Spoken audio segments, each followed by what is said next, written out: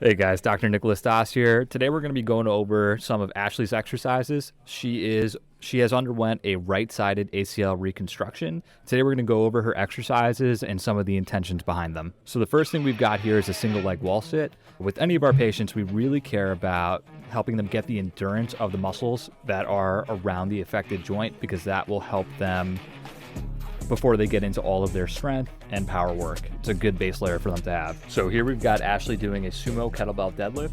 For all of our patients, we care about them having the appropriate amount of strength so they can return to whatever task they want to do. A big one for Ashley is running and skiing. So an exercise like this will help us get the strength back before we have to layer on more activity. Here is a kettlebell swing. This is a great exercise right here for a patient to learn how to produce power out of their hips without adding in a jump. With an ACL, we have to worry about how much impact the joint is taking. So once they're appropriate, we'll definitely get them started on a kettlebell swing as soon as possible. Might be one of our favorite. It's a dead bug with the hands on walls to keep the rib cage in the right position and a band pull underneath her back to make sure she's not cheating by arching her lower back.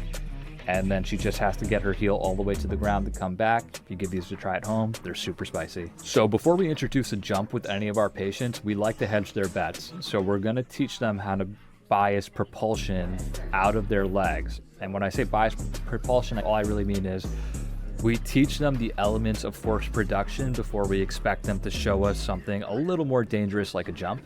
So in this case here, we have Ashley on the non-operative leg showing us how she's going to load it and unload it, and the box is there to reduce the amount of gravity she has to withstand. So here we have her on the left side teaching her how to get the form down. It's harder to learn at first. We have them do it on the non-operative side and get her on the right side. So next up here, we have an exercise that we call the reverse squat.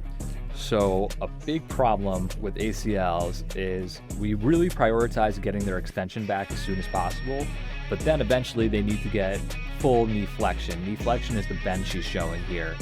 This exercise is going to force Ashley to explore a very deep range of motion in her knees, and she's not perfect at it yet. Ideally, we would love to see her butt almost go all the way to her ankles, and that's a goal of the rehab for us to know that we did a good job recapturing all the range of motion. So this is a way we do that.